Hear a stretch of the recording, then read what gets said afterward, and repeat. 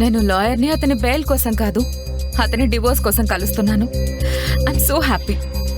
నందిని మెట్లు దిగి కిందికొచ్చింది. అక్కడ ఆమె ఫ్రెండ్ యష్ అప్పటికే కూర్చొని టీ తాగుతున్నాడు. Yash Nandini school friend.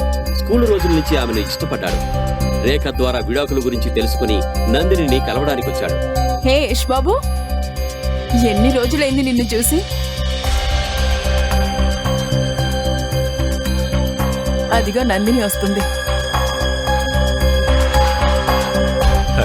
Hey, please SIT down. నువ్వేం చేస్తున్నావు? ఇంత కాస్ట్లీ కార్ కొన్నావు? ఎస్ అంటే యాక్చువల్లీ నాకు ప్రమోషన్ వచ్చింది. ప్రెజెంట్ నా ప్యాకేజ్ 5 కోట్లు. వావ్. వావ్. ఈ ప్రశ్నలకు సమాధానాలు తెలుసుకోవాలంటే నెక్స్ట్ ఎపిసోడ్ వినాల్సిందే. క్రింద ఇచ్చిన లింక్ ని క్లిక్ చేసి పాకెట్ ఎఫ్ఎం యాప్ ని ఇన్స్టాల్ చేసుకోండి. Stay tune to pocket FM.